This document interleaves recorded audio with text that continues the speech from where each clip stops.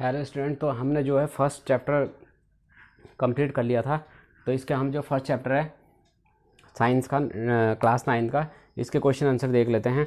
तो इसका जो फर्स्ट क्वेश्चन है इसमें वो है question number first, convert the following temperature to the Celsius scale.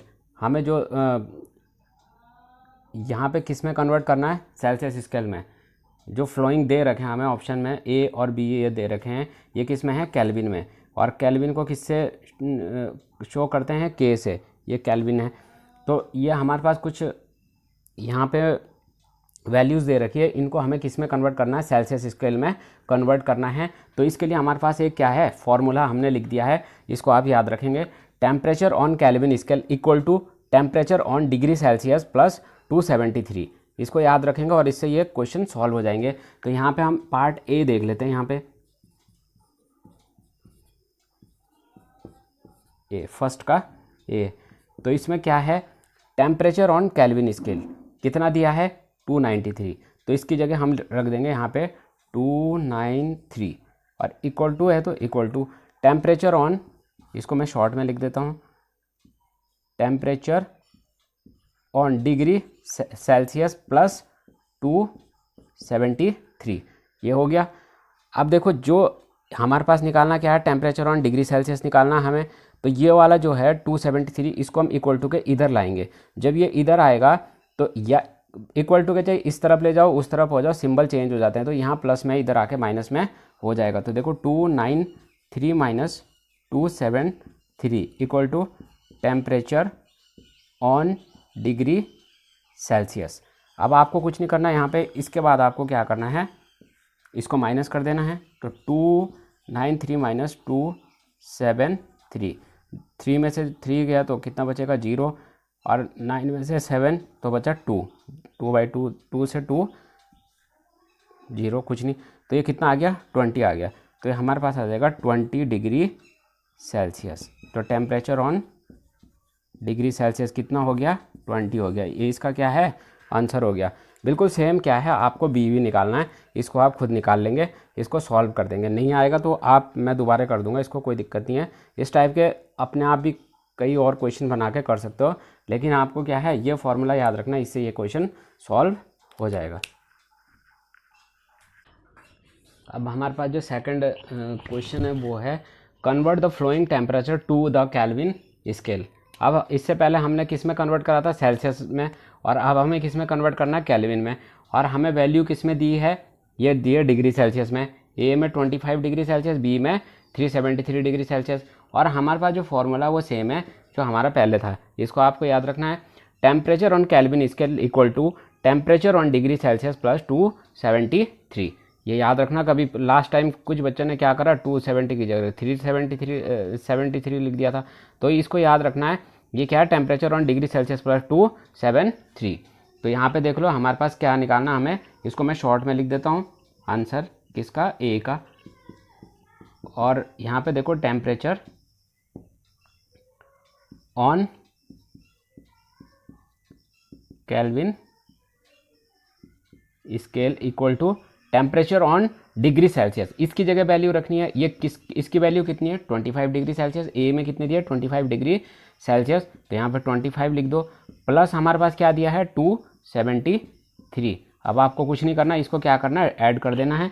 तो यहाँ पे देखो 273, इसको हम कैसे ऐड करेंगे, 25, 5 और 3 8 हो जाएगा, और 7 और 2 9। तो ये कितना हो जाएगा, 298। तो कितनी आ गई इसकी वैल्यू, 298 केल्विन। किस में कन्वर्ट करना था, केल्विन में, तो हमने कर दिया। तो देखो टेम्परेचर ऑन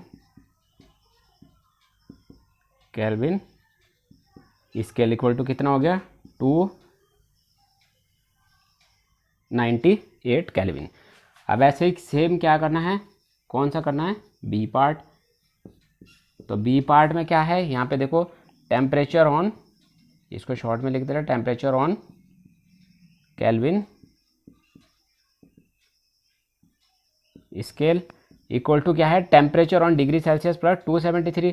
तो यहाँ बी में वैल्यू कितनी दे रखी है, टेम्परेचर ऑन डिग्री सेल्सियस की, ये दे रखी 373। तो आप यहाँ पे क्या लिख देंगे, 373 डिग्री, इसको छोड़ो, 373 प्लस कितना है हमारे पास 273 ये फॉर्मूले में दिया, इसको उतार देंगे।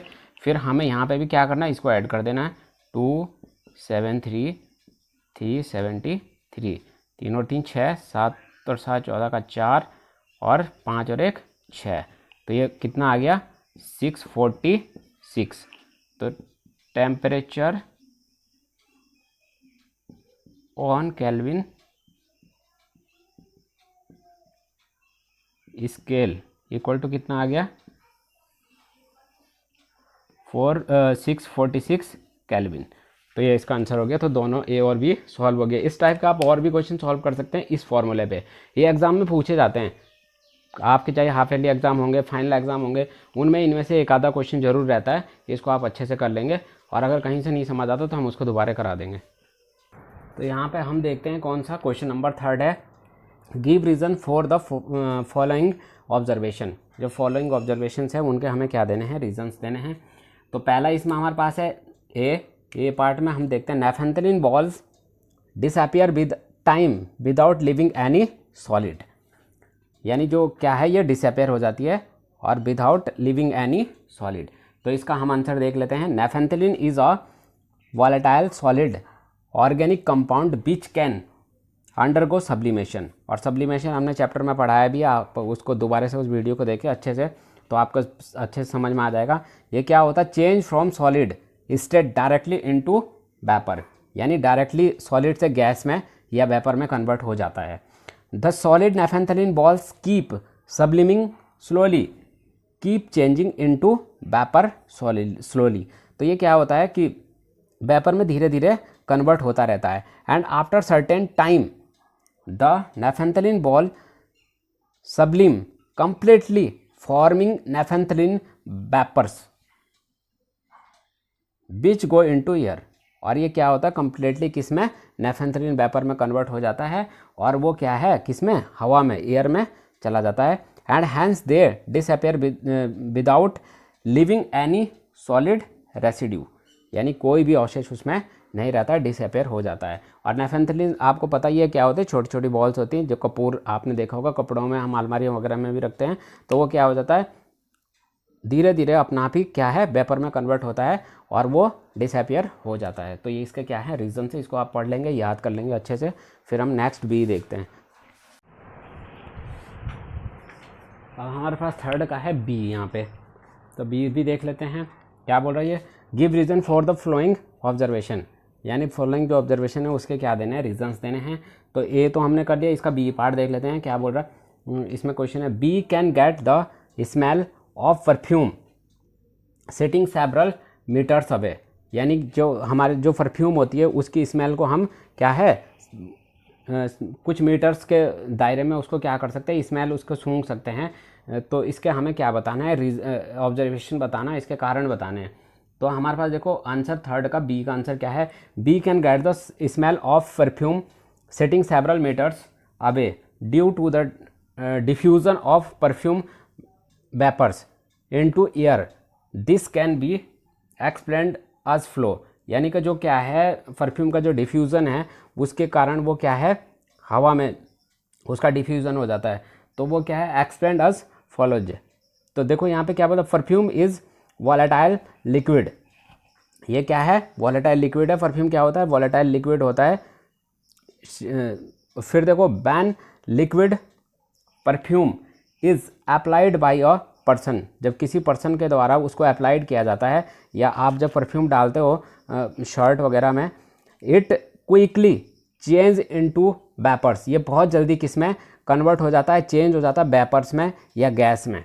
The perfume vapours move very rapidly in all direction in air, और ये क्या है बहुत तेज़ी से शीघ्रता से क्या है हर डायरेक्शन में हवा में फैल जाता है। मिक्सअप विद एयर पार्टिकल, और ये एयर पार्टिकल के साथ मिक्स हो जाता है। And spread in the air containing perfume vapours reaches several metre away, और ये स्प्रेड हो जाता है और क्या है हवा में कंटेनिंग मिल जाता है परफ्यूम वेपर, जो उसका वेपर बनता है परफ्यूम का, रीचेज सेवरल मीटर्स अवे, और several metre away we can smell the perfume, हम उसकी स्मेल क्या है, हमें पता चल जाता है कि कोई क्या है, उसका परफ्यूम का यूज़ किया हुआ है। तो ये इसके क्या है रीजंस है, इसको भी आप अच्छे से क्या कर लेंगे, याद कर लेंगे और अपनी कॉपी में लिख लेंगे। तो हमारे पास यहाँ पे फोर्थ क्वेश्चन क्या है, arrange the flowing substance in increasing order of force of attraction between the particles. तो हमें जो सब्सटेंस है इनके इंक्रीजिंग ऑर्डर बताना है, अट्रैक्शन बिटवीन द पार्टिकल्स। तो आप जानते हैं इसका आंसर क्या हो जाएगा, आंसर नंबर 4 इसका आंसर हो जाएगा। हाँ, सबसे कम जो अट्रैक्शन होगा वो किसके, गैस में। जो पार्टिकल्स हैं उनका आपस में ही हमने, अगर आप चैप्टर ढंग से पढ़ोगे तो आपको उसमें हमने करा रखा है, या दोबारा से पढ़ेंगे तो सबसे कम किस में होता है, गैस में होता है। उसके बाद किस में होता है, लिक्विड में होता है। और उसके बाद किस में होता है, सॉलिड में अट्रैक्शन सबसे ज़्यादा होता है। तो सबसे पहले गैस क्या है, ऑक्सीजन। तो यहाँ पे आ जाएगा ऑक्सीजन। फिर उसके बाद क्या बोला हमने, लिक्विड। तो लिक्विड क्या है, वाटर। तो ये क्या हो जाएगा, वाटर। और उसके बाद क्या बोला हमने, सॉलिड। तो शुगर क्या है, सॉलिड। शुगर क्या है, सॉलिड। तो इसका क्या हो गया, ये आंसर हो गया। तो ये जो ये पीछे वाला होता है ये छोटा और आगे वाला बड़ा। तो ये देखो सबसे मतलब कम ऑक्सीजन में, फिर उससे ज़्यादा लिक्विड वाटर में, और सबसे ज़्यादा किस में होगा, सॉलिड में। हमने बोला था ऐसे कुछ डायग्राम भी जो सॉलिड रहते हैं इनके पार्टिकल के बीच में क्या होता है, ज़्यादा अट्रैक्शन होता है। और जो गैस रहते हैं इनके पार्टिकल दूर दूर रहते हैं और कम अट्रैक्शन रहता है। और उस गैस सबसे कम होता है क्योंकि गैस में अट्रैक्शन सबसे कम होता है। हमारे पास यहाँ पे जो फिफ्थ क्वेश्चन है वो है, what is the physical state of water. तो वाटर की फिजिकल स्टेट्स क्या होगी, जैसे 25 डिग्री सेल्सियस पे, 0 डिग्री सेल्सियस पे, 100 पे। तो 25 पे होगी लिक्विड,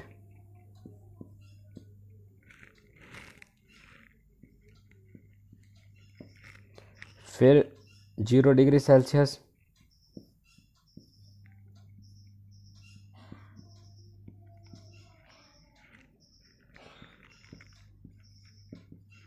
आइदर सॉलिड और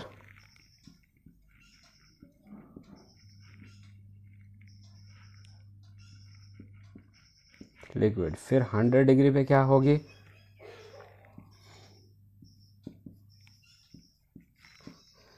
आइदर लिक्विड वर गैस। तो इसको आप लिख लेंगे। देख लेते हैं क्वेश्चन नंबर 6। क्वेश्चन नंबर 6 है, गिव 2 रीजन्स टू जस्टिफाई। यानी कि 2 रीजन्स देने हैं किसको, जो ये हमारे पास दिया हुआ है 6 का ए है, water at room temperature is a liquid. Water जो है रूम टेम्परेचर पे क्या होता है, लिक्विड होता है। तो इसके 2 रीजन्स देने हैं। तो आंसर देख लेते हैं। The 2 general property of liquids are that liquids have a fixed volume. यानी जो लिक्विड्स होते हैं इनकी फिक्स वॉल्यूम होती है। No fix shape, now water is a liquid at room temperature because. तो इसकी क्या है, शेप क्या है, फिक्स नहीं रहती है। और इसके 2 कारण क्या है, वो पहला है water has a fixed volume. Water की क्या होती है, जो वॉल्यूम होता है वो कैसा होता है, फिक्स्ड होता है। This does not change on changing it's container. जो क्या है, जिसको चेंज नहीं किया जा सकता कंटेनर के हिसाब से। मान लिया 1 लीटर वाटर है तो उसको आप किसी भी चीज़ में रखेंगे, चाहे बोतल में रखें, चाहे उस 1 लीटर को किसी अन्य कंटेनर में रखें, तो 1 लीटर ही रहेगा, उसमें कोई चेंजिंग नहीं होगा। सेकंड है हमारे पास reason, water has no fixed shape. Water की कोई फिक्स्ड शेप नहीं होती। आप जिस भी चीज़ में वाटर को रखेंगे वो उसी की शेप ले लेगा। माना आपने ग्लास में वाटर ले लिया तो गिलास की शेप, बोतल में तो बोतल की शेप ले लेगा। It takes the shape of the container in which it keeped. यानी वे उसी की शेप ले लेगा जिस कंटेनर में ये रखा जाता है। तो ये 2 रीजन्स है इस 6 का ए पार्ट है। इसको लिख लेंगे और आप याद भी कर लेंगे इसको। अब हम देखते हैं 6 का बी। ए तो हो गया था हमारा, 6 का बी। तो 6 का बी क्या है, गिव 2 रीजन्स टू जस्टिफाई। तो देखो, एन आयरन अलमीरा is a solid at room temperature. जो आयरन अलमीरा होता है वो क्या होता है, सॉलिड रहता है किस पे, रूम टेम्परेचर पे। तो इसका आंसर देख लेते हैं बी का। The 2 general property of solids are that solids have a fixed shape and fixed volume and अलमीरा is a solid at room temperature because. एक तो क्या होता है, जो हमारे पास सॉलिड होता है उसकी प्रॉपर्टी क्या है, solid have a fixed shape. इनकी जो शेप रहती है वो फिक्स रहती है, बदलती नहीं है। लिक्विड की बदल जाती थी, फिक्स्ड वॉल्यूम, और इसकी जो वॉल्यूम होती है वो भी कैसी रहती है, फिक्स रहती है। तो देखो इसके पहला रीज़न क्या है, एन अलमीरा हैज़ अ फिक्स्ड शेप, जो अलमीरा होती है उसकी फिक्स्ड शेप रहती है। This can not be changed by pressing it with hands. अगर हम आपके घर में अलमारी होगी, उसको आप हैंड से पुश करोगे तो उसमें कोई भी चेंज नहीं होगा। यानी क्या है, हाथ से हैंड से इसको प्रेसिंग करने पे भी इसमें कोई चेंजिंग नहीं होती। एन अलमीरा has a fixed volume which depended on the dimensions according to which it is made. तो अलमीरा जो रहती है इसका क्या है, फिक्स्ड वॉल्यूम रहती है। तो इसको भी आप कर लेंगे। तो अब हमारे पास 7 जो क्वेश्चन है, why is at 273 Kelvin more effective is cooling than water at the same temperature.